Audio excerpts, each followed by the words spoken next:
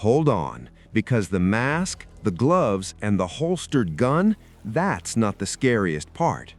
The scariest part is this. For 1 second, his plan breaks. He grabs a bush to hide from the doorbell camera, which means someone gave him a map of the house, but forgot to mention the front door was watching. If you want to know who fed him that map and what happened in the 41 minutes after the camera went dark, stay with me. Like, subscribe, and share. Where are you watching from? Drop your city in the comments. Let me start with the first 2 seconds. Everything about this man is a decision. The gun is already holstered. The gloves are already on. The mask is already fitted, not pulled up in a panic. The backpack is not empty. It is loaded, the way you load a bag when you already know what you will need. That is the picture of a prepared man. And then he reaches the front door, sees the doorbell camera, and makes one small mistake that tells you everything. He covers the camera with his gloved hand. It does not work. The lens is too small. The angle is wrong. His palm does not seal it. So he sidesteps, reaches into a decorative planter, and pulls up a bush to block the view. A bush. A grown man with a weapon, a mask, gloves, and a full kit, improvising with shrubbery like he is trying to hide from sunlight. That moment is not just awkward, it is a crack. It is proof that one specific detail was missing from his plan. This is Nancy Guthrie's home. Set back from the road, private, quiet. The kind of place you do not stumble upon at 1:47 in the morning. When you watch him walk up, you can feel the confidence in his posture. He is not guessing. He is not wandering. He knows where the door is. He knows where to stand. He knows what he wants to do next. But the doorbell camera changes the script. And when he grabs that plant, you can see uncertainty flicker through a body that was built for certainty.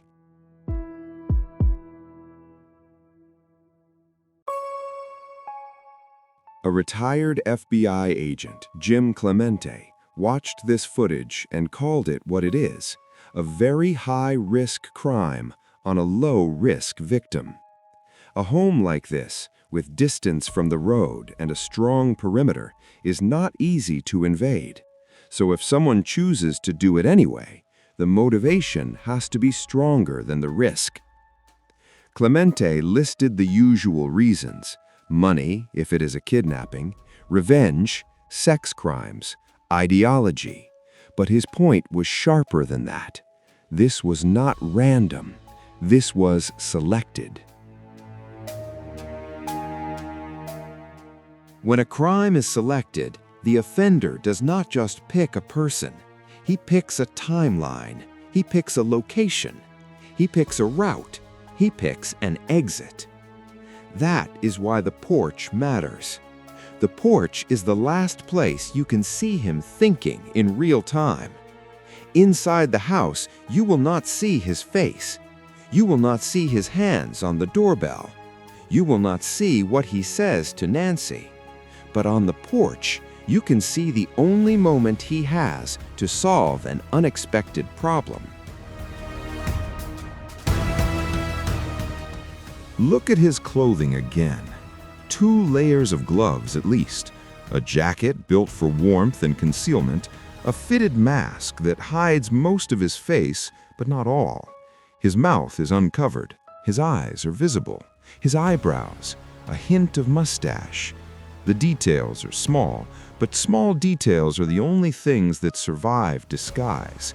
Clothing can be bought, a mask can be worn by anyone, but posture is stubborn, habit is stubborn.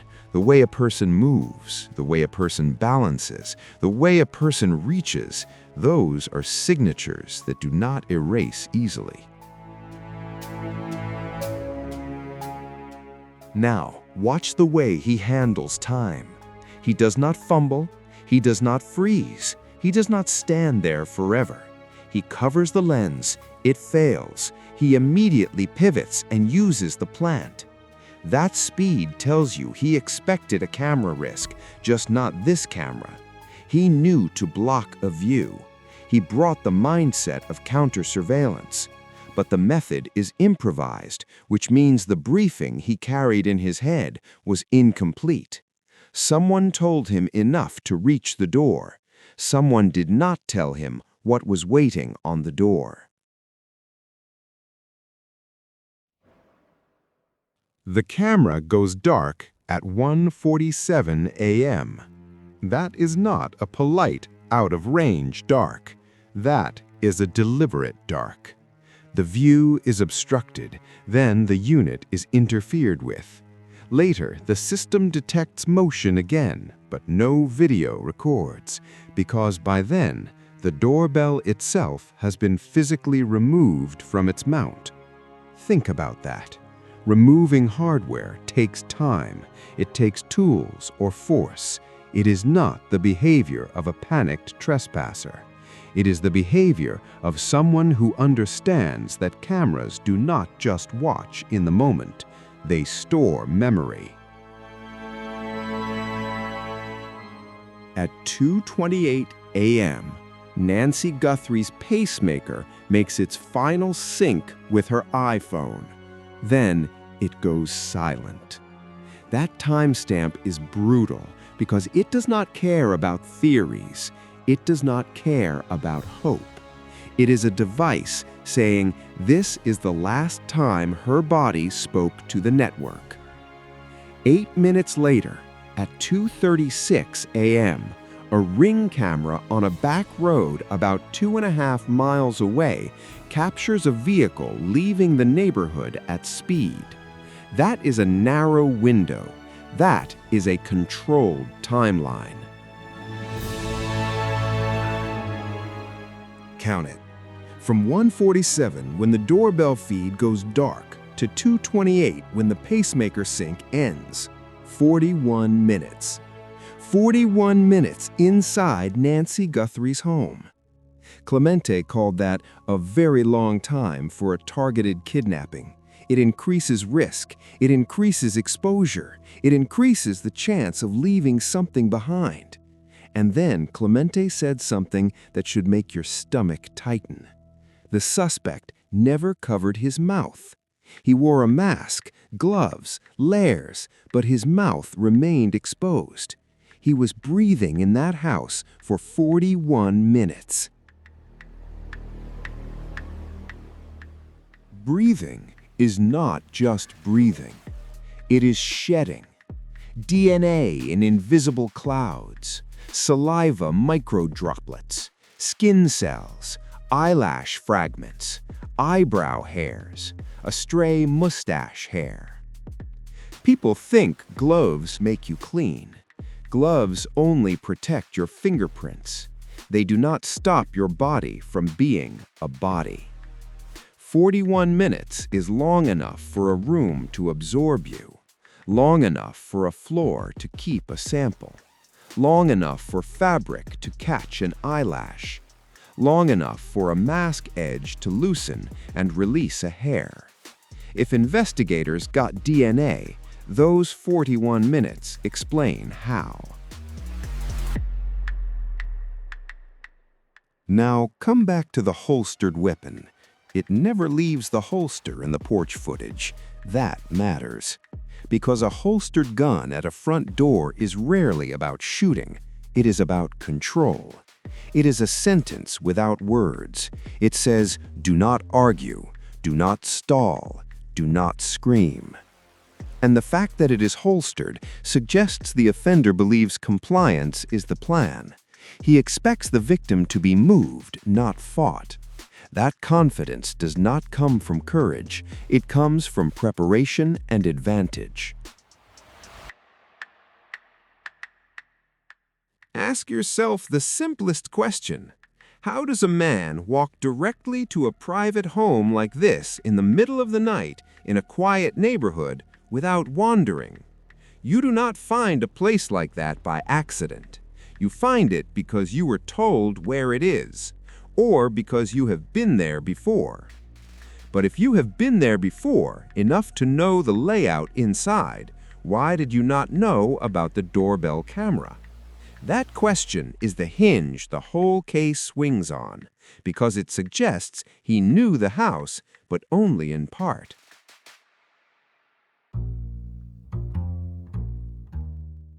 A house is not one space. It is zones: front porch, garage entry, side gate, back patio, the route service workers use, the route family uses, the route strangers never see. If the person who fed him information never used the front door, then the camera could exist without ever entering their mental map. If the camera was installed recently, after the last time the informant was there, then the map could be accurate but outdated. Either way, the bush is telling you something. It is telling you where the knowledge stops. Now, notice the other hint. There is likely a radio involved. Something about his setup suggests he was coordinating without using a cell phone. And that matters because it changes the shape of the operation. A radio means a second person could be nearby, waiting, listening, ready to move when the signal comes. And if there is a driver, then the porchman might not be the whole story. That means the case is not just one figure at one door. It may be a small network with roles: the person who enters, the person who waits, the person who planned. Picture those roles for a moment. The porchman is the operator. The driver is the extraction. The planner is the intelligence. And if any one of those roles fails, the whole thing can crack. Drivers panic. Planners get greedy. Operators get sloppy. But the porchman's sloppiness is narrow. It is not across the board. It is only at the front door. That is why it feels like a gap in briefing, not a gap in skill. He came prepared for almost everything. Now look at the one thing he missed. He blocks the camera, but not cleanly. He does not use tape. He does not use spray paint. He does not arrive with a purpose-built lens cover. He uses the nearest object that will do the job for 10 seconds. That tells you he did not plan to spend time on the porch. He planned to be inside, fast, quiet, efficient. The porch is a mistake he has to solve, and once he solves it, he stops improvising. The doorbell is removed. The system's eye is taken away. Memory is stolen.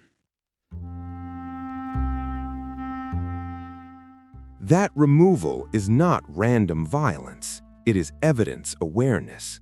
If you destroy a camera but leave the device, investigators may recover storage. If you remove the entire unit, you reduce what can be extracted later. It is the difference between rage and method. This is method. The backpack begins to matter more now, because it may not be a carry things in bag.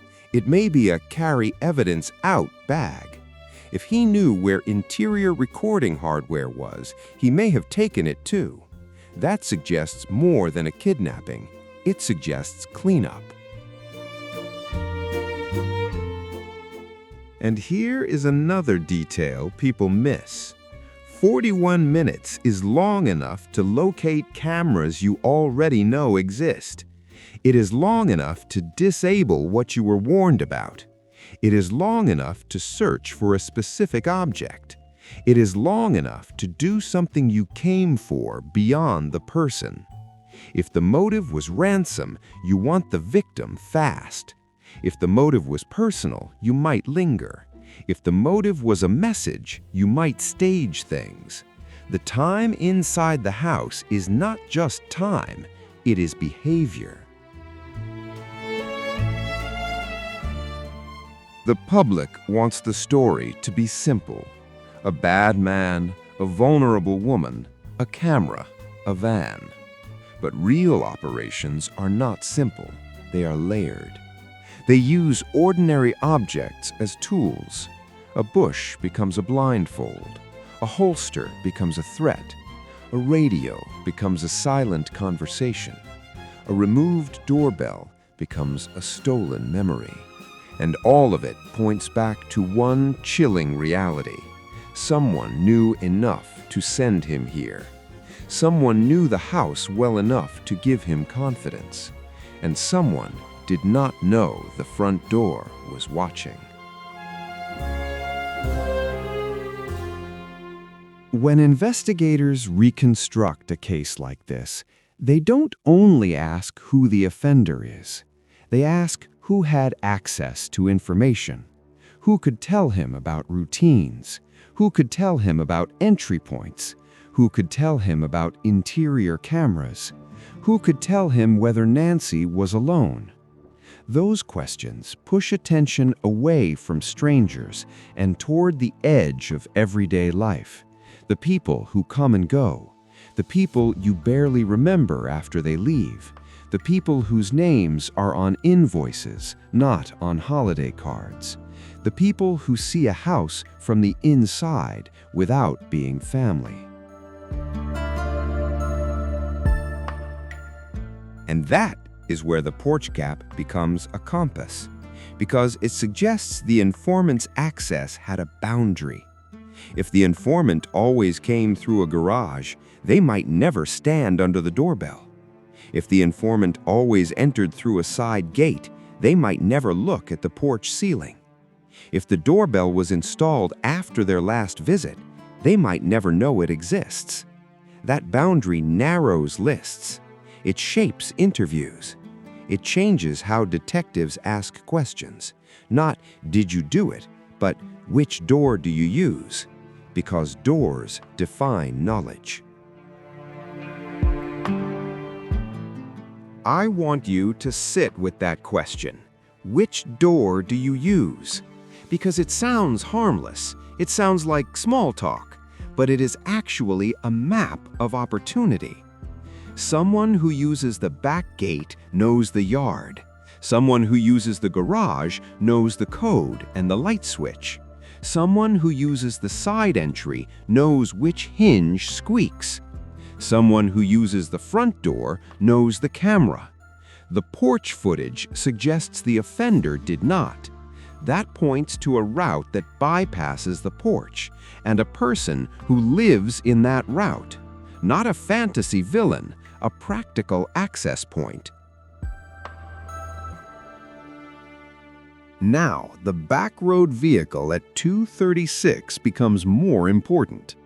2.5 miles is close. It is an exit route, not a random commute. 8 minutes after the pacemaker sync ends is tight, like a coordinated move. If you have a driver waiting, you need a signal.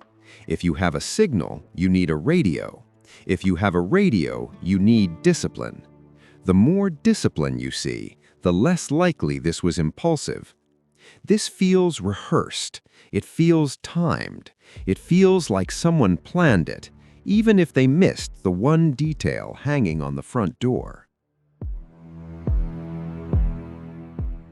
There is a cruel irony in that. The camera they didn't anticipate became the one moment the world got to see their uncertainty. And uncertainty is valuable because it shows you where the operation is thin. It shows you where the planning ends and improvisation begins. The offender can hide his face, he can hide his phone, he can hide his license plate, but he cannot hide the shape of what he was told. The bush is the shape of missing information. It is the outline of an informant's blind spot, and that blind spot is a lead. From here, the investigation becomes patient. Timeline first. What changed at the house recently? Any security upgrades? Any new cameras? Any repairs? and he knew service providers. Who had legitimate access before the night of 147? Who would know interior hardware locations? Who would know Nancy's schedule? Then the physical traits: height range, build, gait, the slice of mustache, the visible eyebrows, the possibility of a wrist mark, the possibility of a ring habit. These are not proofs alone. They are weights, each one small. Together, they become heavy enough to pull a name out of silence. And then there is DNA. If the offender truly left his mouth exposed for 41 minutes, he left something behind. DNA does not guarantee a match, but it guarantees a direction. Even without a direct hit in criminal databases, there are other paths now. Distant relatives in genealogy systems, family trees built from partial matches, a narrowing funnel that shrinks a crowd into a handful, then into one. That process is slow. It does not give instant closure, but it turns time into an ally instead of an enemy. And when it works quietly, like a door finally clicking open. But while that pipeline runs, the human side of the story keeps bleeding. Families don't live in evidence. They live in mornings that begin with hope and end with emptiness. They live in the porch light turning on for no reason. They live in every car that slows near the driveway. They live in every ring of the phone. The offender took more than a person. He took certainty. And the worst part is that his operation was careful enough to deny easy answers, yet sloppy enough to remind us he is human. Humans make mistakes. Humans talk. Humans get greedy. Humans panic. That is the only comfort in a story like this.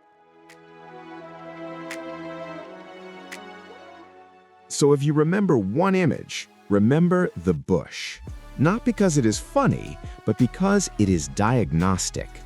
It is the moment you can see the machine stutter. It is the moment the offender reveals he was not fully briefed. And that means there is someone else in the chain who was not fully informed either. Someone who knew the home, but not the porch. Someone who knew routes, but not upgrades. Someone whose everyday access created a map, and that map got sold or shared or stolen. The porch footage is not just a crime scene, it is a miscommunication caught on video. I am going to keep going, because the next step is where the case tightens. We are going to walk through the 41 minutes as a sequence of choices. We are going to talk about removing hardware implies. We are going to talk about why a prepared offender still risks lingering. We are going to talk about why the driver matters and why the planner matters more. And we are going to return again and again to the question that feels too small to matter, but matters the most. Which door did the informant use? Because that answer might be the border between a cold case and a solved one. Now we have to talk about the 41 minutes, because that window is not empty time. It is time spent doing something. If the goal was simply to grab her and leave, you don't stay that long inside a house you don't own. 41 minutes is risk. It's exposure. It's the kind of time you spend when you're controlling the space, finding cameras, taking recording hardware, wiping tracks, searching for something specific, or making sure the story you leave behind will point in the wrong direction. The first move in a job like this isn't always touching the victim. The first move is taking the house. A house has eyes. A house has memory. If you already know where the cameras are, you move like you've rehearsed. You don't wander, you don't hesitate, you go straight to the corners that watch. And that's why this feels organized, not perfect, organized. An ordered sequence is rarely luck. It usually comes from prior knowledge, from someone who has stood inside that home before and quietly learned where it looks. And here's the detail that won't let go. No forced entry, no shattered frame, no splintered lock. That means one of two things. Either the door opened from the inside because she opened it, or because she was pressured into it without a fight that left obvious damage, or he entered through a route that was already safe, a side door, a garage, a code, a spare key, a habit. Either way, it points back to the same truth. He didn't arrive blind, he arrived informed. If you're asking why would she open the door at that hour, remember how easy it is to weaponize a calm voice. A convincing lie can sound official in the dark. There's a gas leak, there's a fire nearby, ma'am, I'm with security. Older people are often trained to be polite, to cooperate, to assume good intent. And once the door opens, even a few inches, that holstered gun becomes the whole conversation. The weapon doesn't need to fire, it just needs to exist. Now, bring the radio back into your mind. If he used a radio, then he may not have been alone in the operation. A driver, a lookout, someone waiting with the engine warm. That changes everything, because it means the person on the porch might be the only face we see, but not the only mind involved. Roles appear. The operator inside, the extractor outside, the planner behind it. And the more roles you see, the more you understand why 41 minutes could be controlled instead of chaotic.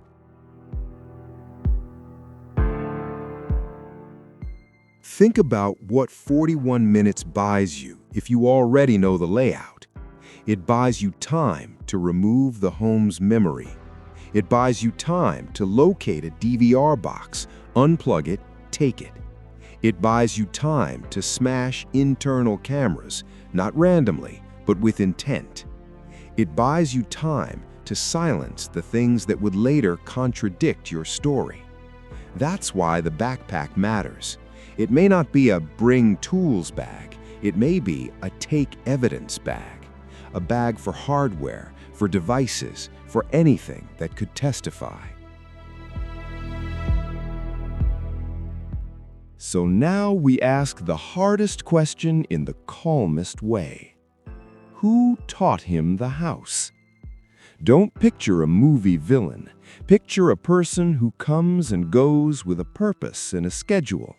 Someone who knows which door sticks, which lights come on first, which hallway camera catches movement. Someone who knows where the owner keeps her phone at night. That kind of knowledge is often gathered accidentally, through repetition. It's the knowledge of people who enter homes without being family. Service workers, helpers, contractors, anyone who becomes background to daily life.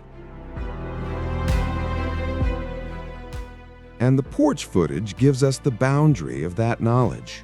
He knew enough to find the home at 1:47 a.m. He knew enough to behave like he belonged there. He knew enough to handle the interior like a checklist.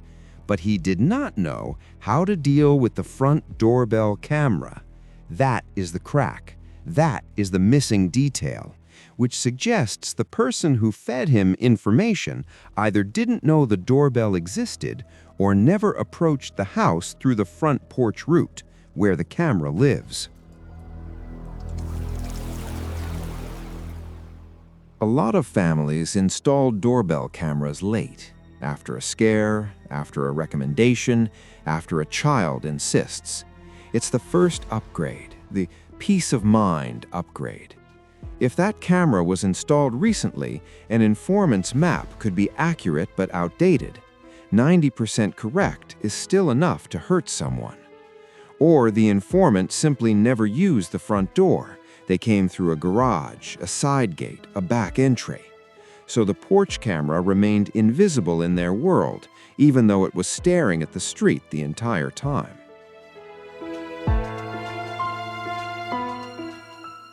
Now, look at the vehicle timestamp again. 2:36 a.m. A car on a back road leaving fast, not drifting out, leaving. That feels like the exit phase. If the pacemaker's last sync is 2:28, that 8-minute gap feels like a signal window. Done. If there's a driver, that's the moment the driver is told to move. If there's a planner, that time is already on a mental spreadsheet. You don't get tight timing like that by improvising. Tight timing is built.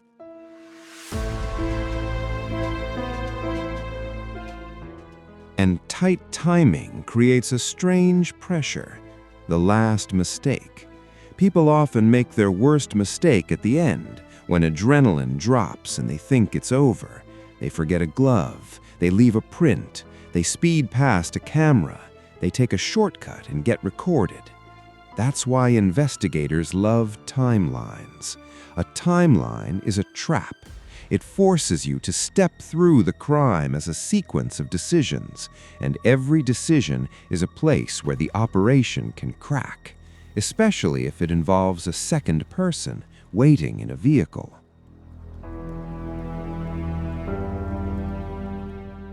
Now I want you to hold on to one image, the bush. Not because it's ridiculous, though it is, but because it's diagnostic. It shows the machine's stutter. It shows planning colliding with an unexpected variable. If he knew about the doorbell, he'd arrive with a fast solution: tape, spray, a pre-cut cover. Instead, he grabs whatever blocks sight for a few seconds. That tells you he expected surveillance, but not that exact surveillance. It's the silhouette of incomplete intelligence, and incomplete intelligence usually comes from a human source.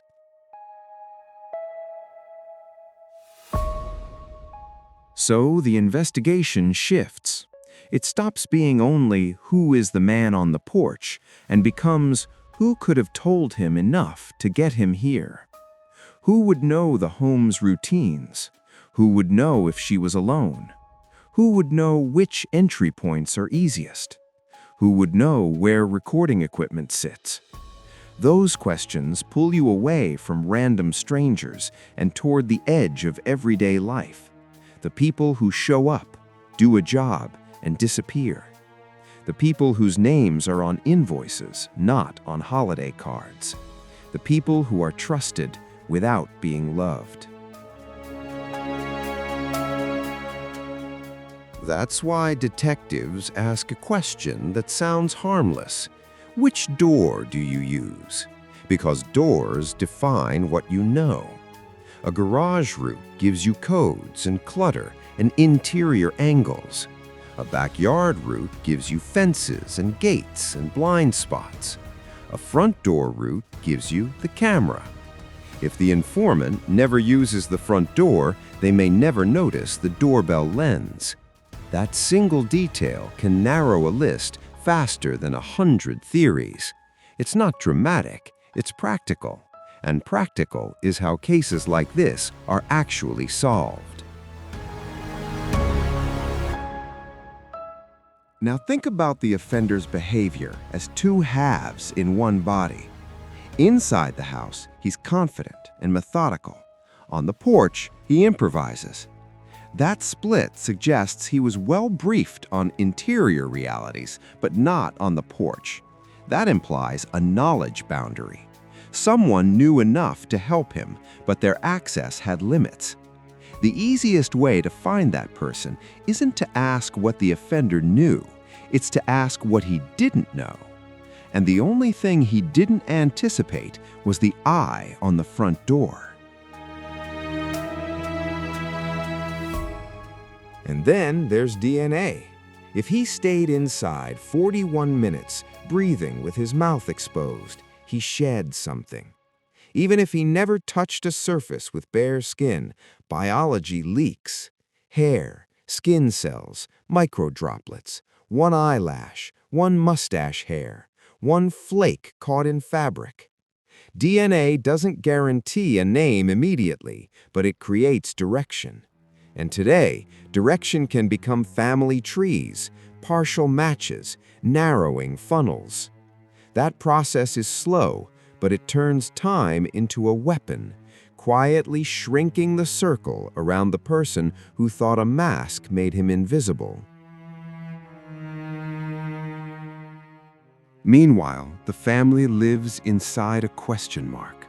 They don't get to live in evidence. They live in mornings that start with hope and end with silence. That's the cruelty of a disappearance. No clean ending, no closure you can hold in your hands. The offender didn't just take a person, he took certainty. And he tried to take memory too, by removing the doorbell, by disabling the home's eyes. But the porch moment survived. A few seconds of him thinking in real time. A few seconds of him revealing the limit of his knowledge. So here's where we go next. We walk through that 41-minute window like a checklist. What gets silenced first? What gets removed? What gets left behind by accident? We follow the vehicle route and the timing. We follow the idea of a second person, and we return to the simplest, sharpest question again and again. Who gave him the map? Because the map was accurate enough to get him to the door in the dark, but incomplete enough to make him fight with a bush under a camera. That's not comedy. That's a lead. Now imagine the informant hearing about the porch footage on the news. Imagine the tightness in their chest when they realize the offender had to improvise. Because if the case turns on that camera, then the camera also turns toward them. It turns toward the person who didn't mention it. The person whose knowledge stopped at the garage door, the side gate, the backyard. The person who knew the home, but not the porch. If guilt exists anywhere in this chain, that is where it begins to leak. Through silence, through nervous behavior, through one small mistake in a conversation.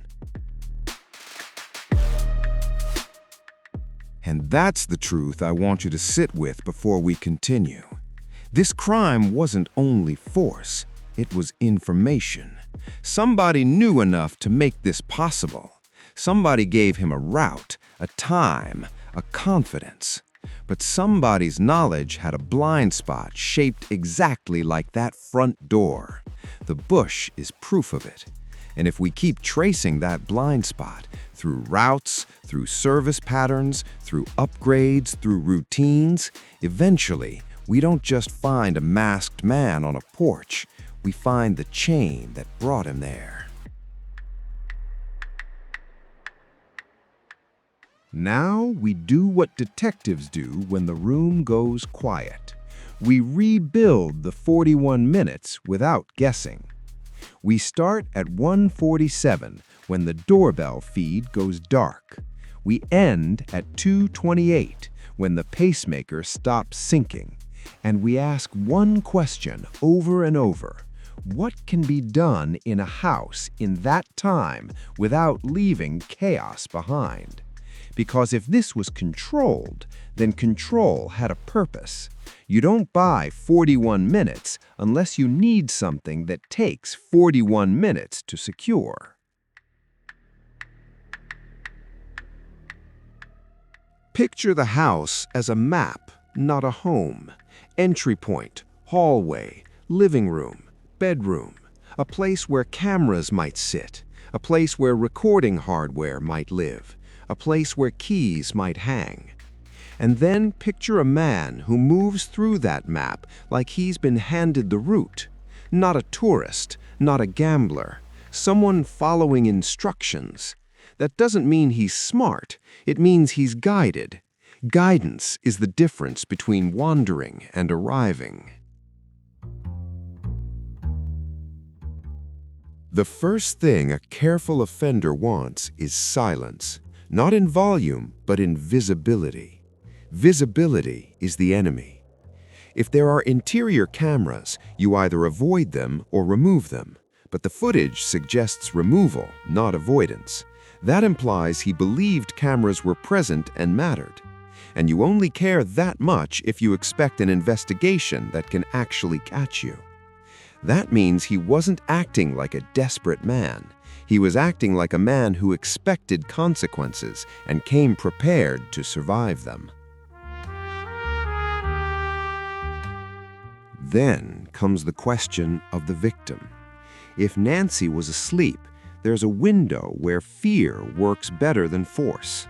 A voice at the door, a reason to open it, a moment of confusion, and then a threat that doesn't need to be loud. A holstered gun in the dark is enough. People imagine kidnappings are always screaming and struggling. Many aren't. Many are quiet. Quiet is the whole point. Quiet doesn't wake neighbors. Quiet doesn't leave broken frames. Quiet makes the timeline feel unreal until it's too late. Now look at the 8-minute gap. 2:28 is the last medical sync. 2:36 is the vehicle leaving. 8 minutes is just enough time to move someone from inside to outside, load them, and start driving. Not leisurely, not panicked, coordinated. That's what makes the radio theory feel heavy. Because if you're alone, you don't need a radio, you need a plan. But if you have a driver waiting, you need a signal. And if you have a signal, you're not improvising the exit. So, ask yourself, where does a driver wait in a neighborhood like that? Not at the curb in front of the house. Too obvious, too traceable. They wait down the road, engine off, lights out, where the storm of ordinary darkness hides them.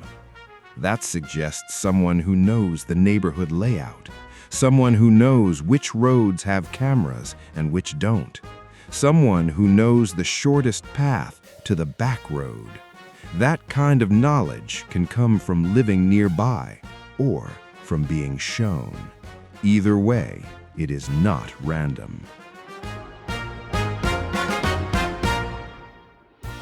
Now, I want you to focus on the doorbell camera itself. Removing it isn't just anger, it's strategy. It denies investigators a clean face shot. It denies a clean license plate. It denies a clean direction of travel clip. It also buys the offender something else: time. If the doorbell is missing, someone has to realize it's missing, report it, pull logs, build the sequence. Confusion slows response. In abductions, slowing response is everything.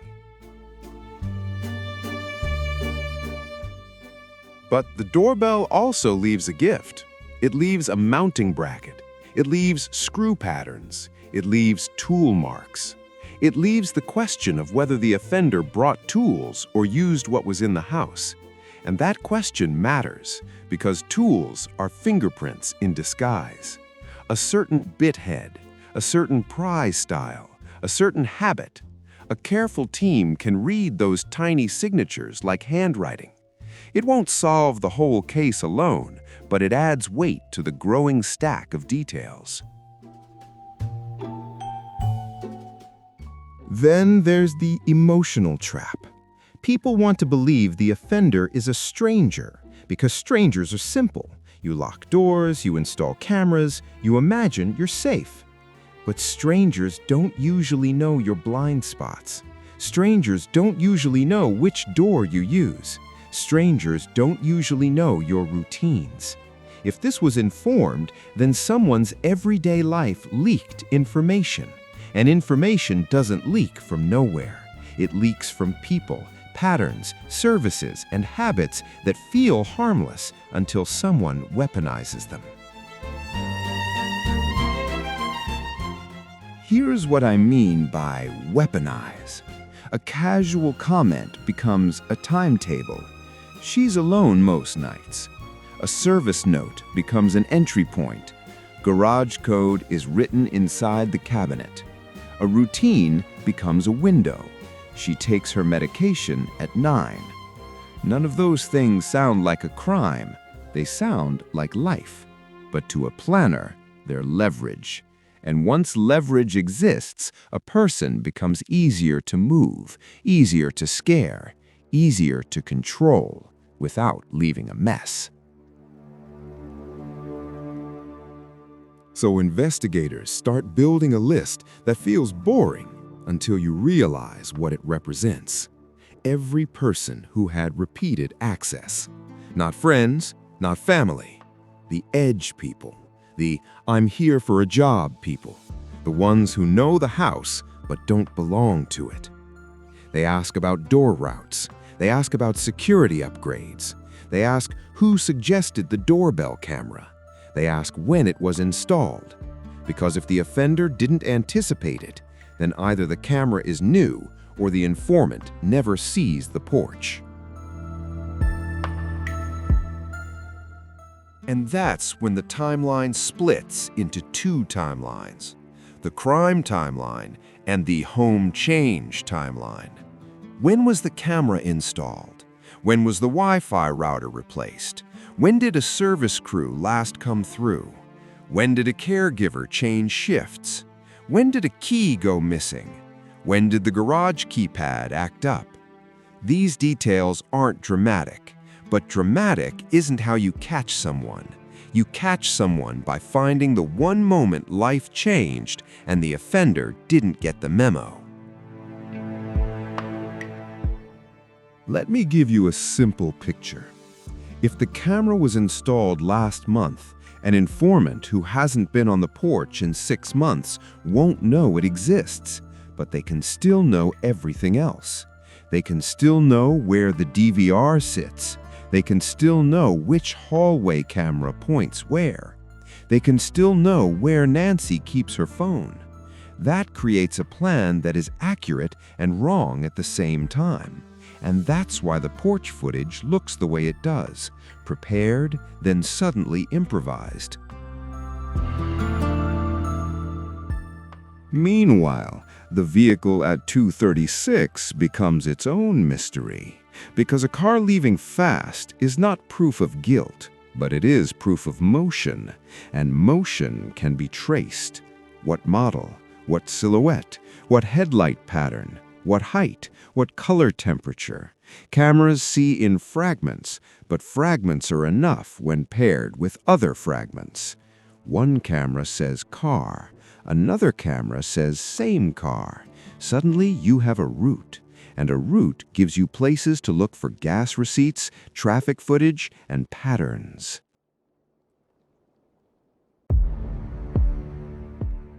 But here's the twist that always comes next.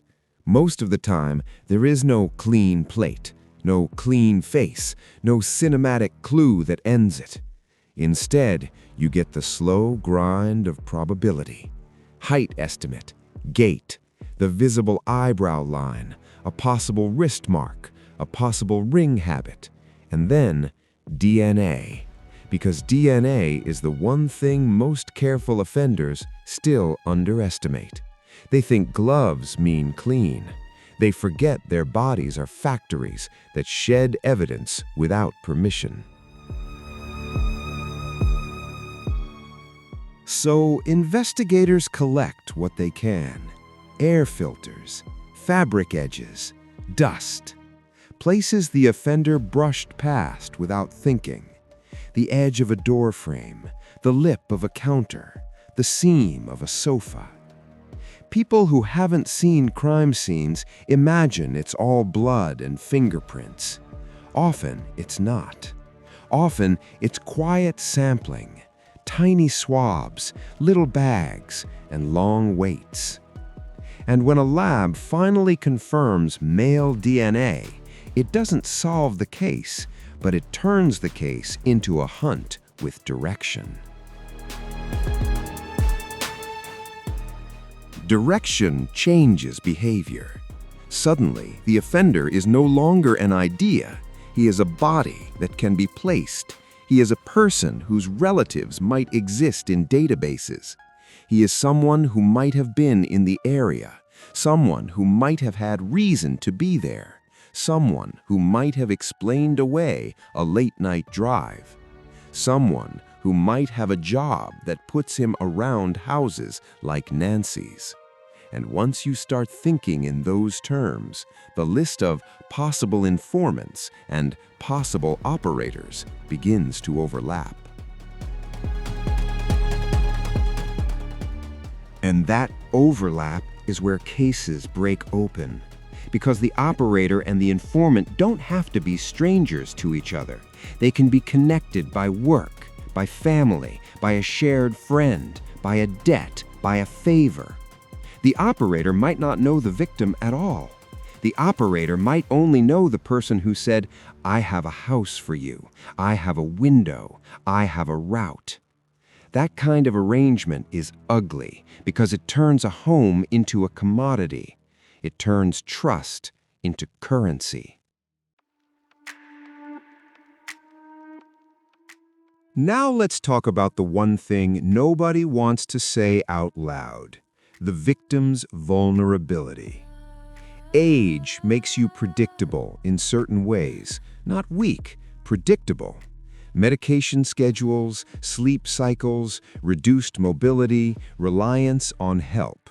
A person who needs help also has more people in their orbit, and more orbit means more accidental observers. That is not a moral judgment, it's a structural reality. If you want to hide a crime, you hide it inside normal patterns. And normal patterns around older adults include regular service visits. So detectives look at invoices, they look at phone logs, they look at doorbell install records, they look at service techs, they look at who asked for the camera, they look at who had the code, they look at who had a spare key just in case. And every time they find a name that had access, they ask the same quiet question. Did this person's route include the front porch? Because if it did, they would know about the camera. If it didn't, they might not. And that difference matters. Meanwhile, the public sees the bush and laughs, but investigators see it and lean in, because laughter is a cover for discomfort, and discomfort is a sign that something is real. A prepared offender using a plant tells you he wasn't fully prepared, and partial preparation often means partial knowledge. Partial knowledge means someone else supplied it, and the moment you accept that, the crime stops being a random act and becomes a chain. Chains can be traced. Chains have weak links. Chains snap when pressure is applied to the right part. Now, picture what the offender might do after the crime. He doesn't celebrate. He manages risk. He checks news. He checks social media. He listens for the story. He listens for the doorbell footage. And when he sees himself fighting a bush under that lens, he realizes something terrifying. Someone didn't warn him. That realization can create anger, suspicion, blame. And blame is dangerous for criminal partnerships, because the moment partners stop trusting each other, they start making mistakes that don't look like crime. They look like fights, spending changes, sudden moves, sudden silence. That's why investigators watch behavior shifts in the weeks after. A person who suddenly quits a job, a person who suddenly sells a vehicle, a person who suddenly moves, a person who suddenly buys a new phone but keeps the same number, a person who suddenly starts drinking more, a person who suddenly asks strange questions like, "Can doorbell cameras see at night?" These aren't proof, but when you combine them with a tight timeline and biological evidence, they become pressure points. And pressure points are how quiet cases become loud. Now we return to the 41 minutes one more time, because we still need the emotional center. Somewhere in those minutes, a woman who lived a normal life was forced into someone else's plan. That is the part that never becomes just evidence. It is the part that remains human even when everything else turns into data. And it matters because sometimes the smallest human detail, an object left behind, a sound remembered by a neighbor, a habit noticed by a clerk, becomes the clue that ends everything.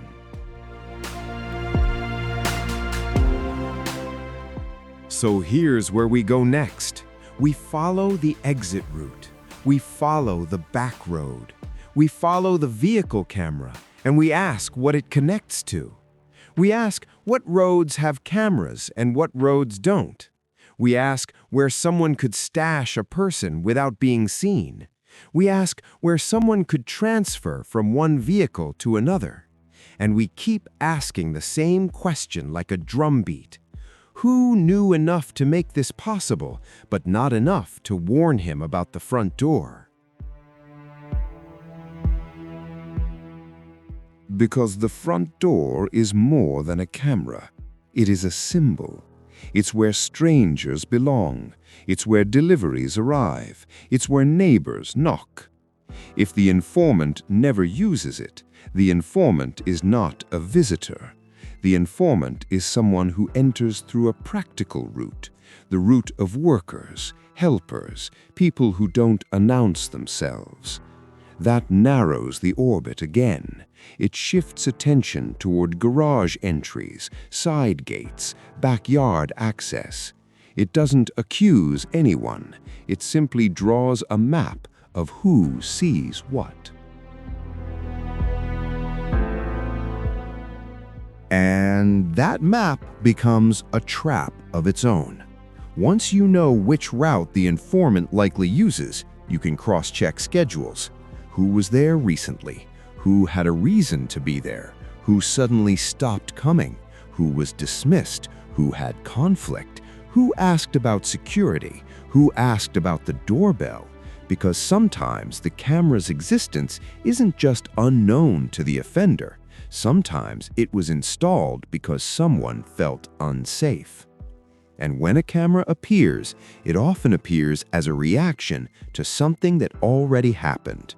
A weird visit, a suspicious knock, a missing item, a feeling. If that's true, then the story didn't begin at 1:47 a.m.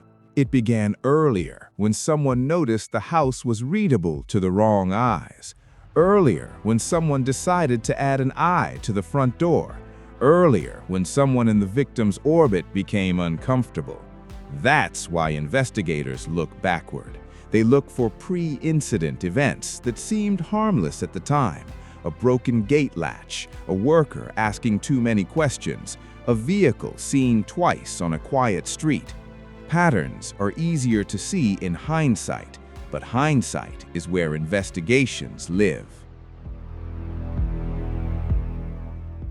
So I want you to imagine the months before. Nancy living her life. People coming and going. Repairs, deliveries, help, routine. And somewhere inside that routine, someone gathered the information that later became a plan. They might not have called it information. They might have called it just noticing. But noticing is enough. Noticing can be sold. Noticing can be shared.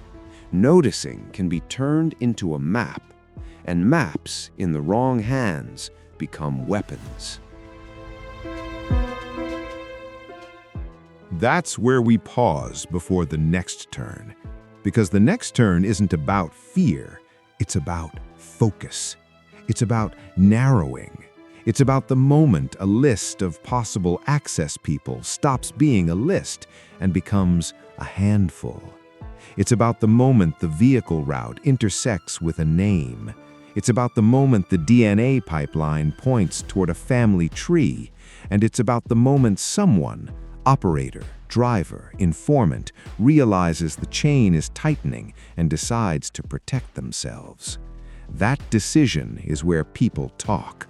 And when people talk, cases end. Here's the first place a case like this usually breaks: the paper trail nobody thinks matters. Doorbell installation records, router replacements, service invoices, gate repairs, alarm company calls. It's boring until it isn't, because every boring record answers one dangerous question: who was close enough to learn the house without being family? And if the front door camera was new, that record also creates a cutoff line. Everyone who had access before the install may not know it exists. Everyone who had access after should. So investigators start drawing two maps at once. One map is physical: entrances, blind spots, where a vehicle could wait unseen. The other map is social: who entered the property, how often, through which door, and for what reason. And then they overlay the maps. Names that match the correct door route move upward. Names that never had access to the relevant zones slide down. It's not a witch hunt, it's geometry. It's the simple truth that access creates knowledge, and knowledge creates opportunity. Now, listen closely to what makes the porch moment so valuable.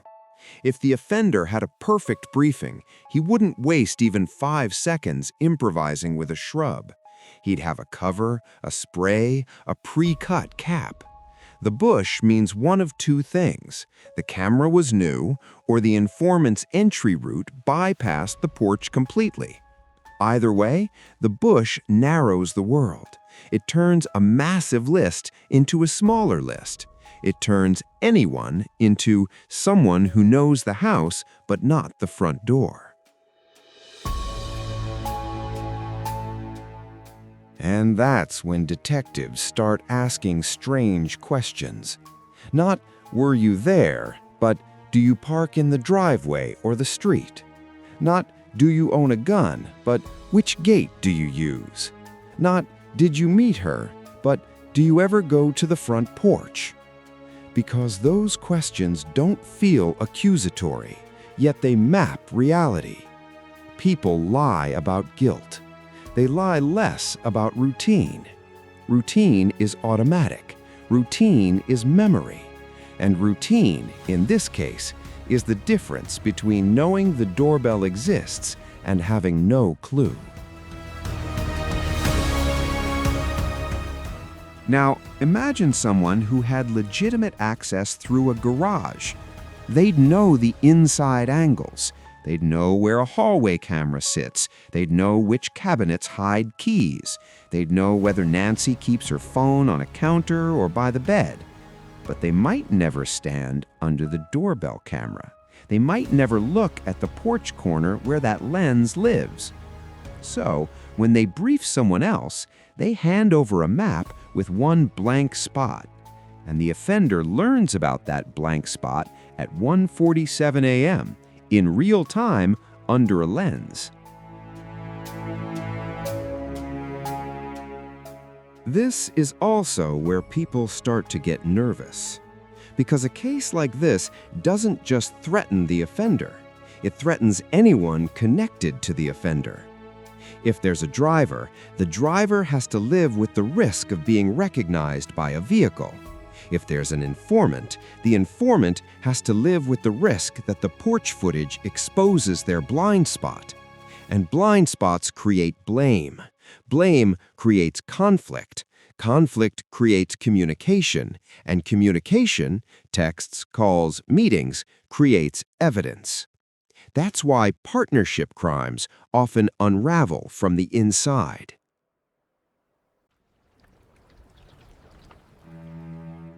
So, investigators watch for change. Someone suddenly sells a vehicle. Someone suddenly repaints it. Someone suddenly swaps plates. Someone suddenly moves for work. Someone suddenly quits a job that brings them near similar homes. Someone suddenly begins asking questions about doorbell cameras or police methods. Most people don't realize how loud sudden change is. Normal life is consistent. Criminal life becomes reactive. And reaction is what investigators look for, because reaction often points toward the person who knows they're exposed. Now let's talk about the car again. A vehicle leaving fast at 2:36 a.m. isn't proof by itself, but it's a thread, and threads can be pulled. If another camera catches that same car 10 minutes later on a different road, the line becomes a line. If a third camera catches it heading toward a highway, the line becomes a route. And once you have a route, you can ask the ugly questions. Where could a transfer happen? Where could someone stop without being seen? Where could someone hide something? Where could someone stash a person? Here's what makes that route work for investigators. Roads have habits. Cameras are placed in predictable locations: main intersections, gated communities, storefronts, neighborhood entrances. Offenders try to avoid those, which means their route often becomes weird. Back roads, long detours, unlit turns. And weird routes are memorable, not to people, but to systems. A camera doesn't forget that the same car passed twice. A license plate reader doesn't forget a partial. A gas station doesn't forget a time-stamped receipt. Small systems remember, even when humans don't.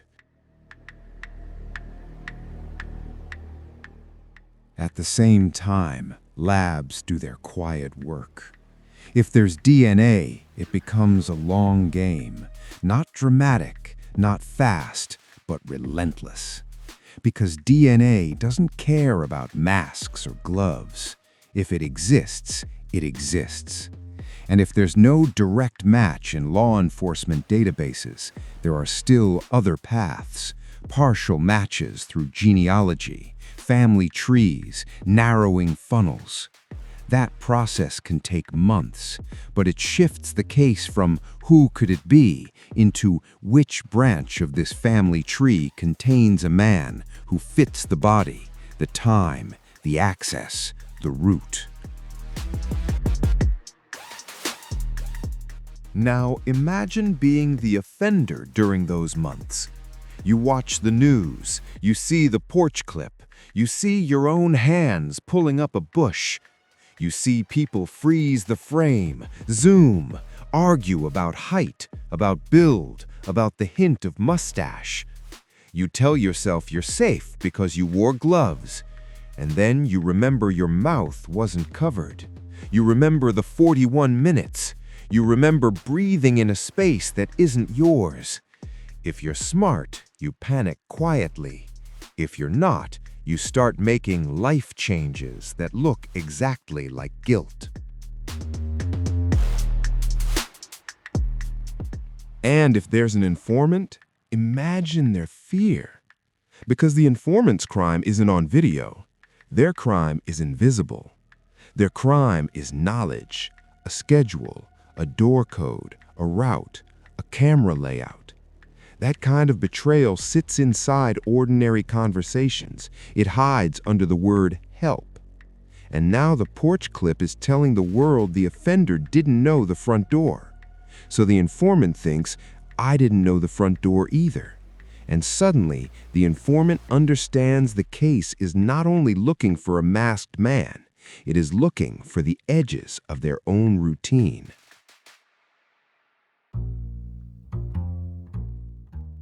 This is usually when tips change quality. Early tips are noise, people calling in anyone who looks suspicious. Later tips come from proximity, a neighbor who notices a familiar walk, a coworker who recognizes a specific jacket, a store clerk who remembers a man buying gloves and a radio, a contractor who remembers someone asking casually, "Does she live alone?" Those are the tips that matter because they don't come from imagination. They come from small, real contacts, and small, real contacts are the building blocks of identification. There's another angle investigators sometimes use, the psychology of the porch mistake. The offender cared enough to block the lens, but didn't know how. That means he understood risk, but wasn't trained with a full toolkit. He's not necessarily a professional criminal. He may be a person who learned just enough from someone else to be dangerous. The kind of person who can be coached. The kind of person who can be hired. The kind of person who believes a plan makes them invincible, right until a camera forces them to improvise with a plant. Now we push into the part the public rarely sees. Interviews that sound like nothing. Detectives asking service workers about their routes, asking when they last visited, asking if they ever noticed cameras, asking if they ever mentioned the property to anyone. Most people say no, because most people don't think casual talk matters. Then a detective asks one more question. Did anyone ever ask you about the house? And that's where the room sometimes changes. Now we push into the part the public rarely sees. Interviews that sound like nothing. Detectives asking service workers about their routes, asking when they last visited, asking if they ever noticed cameras, asking if they ever mentioned the property to anyone. Most people say no, because most people don't think casual talk matters. Then a detective asks one more question. Did anyone ever ask you about the house? And that's where the room sometimes changes. Because even innocent people remember strange questions. Strange questions are memorable. And if a planner went fishing for information, they had to cast the line somewhere. So imagine an informant being approached like this. Not, help us abduct someone, but, hey, you work out there, right? Big place, must be nice. Does she live alone? It sounds like curiosity. It sounds like harmless talk. And a person might answer without thinking, because humans like to talk about what they know. They like to feel useful. They like to be seen. That is how intelligence leaks. Not through villains twirling mustaches, through ordinary vanity and ordinary conversation, one small detail at a time.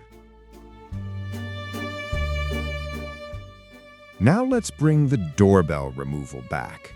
Removing the unit suggests the offender had time, tools, and confidence. And confidence often comes from believing response will be slow.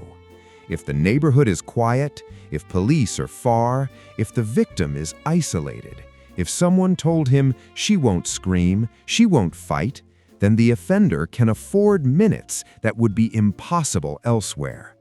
That's another reason the informant theory fits. Not because it's dramatic, but because it explains the calm. Calm is rarely natural in a high-risk crime. Calm is borrowed from reassurance. At this point, the investigation doesn't need the public to solve every detail. It needs one break. One thing that ties a name to the geometry, a vehicle to a route to a job, a job to a door to a blind spot to the porch. Because once you can put a specific person into that chain, you can pressure them. And pressure doesn't only mean interrogation. Pressure means warrants, records, work histories, purchase logs. It means stepping on the weak parts of a life until something moves. And when something moves, the story changes. Because a person who feels cornered does one of two things. They run or they explain. Running creates evidence. Explaining creates contradictions. Contradictions create openings, and openings are where the truth escapes. Remember, this operation already had a crack. The bush was the crack. Once a crack exists, stress widens it. The only question is which part of the chain breaks first: the operator, the driver, or the informant who fed the map. So here's what happens next in stories like this. Investigators don't chase the loudest theory. They chase the smallest repeatable facts.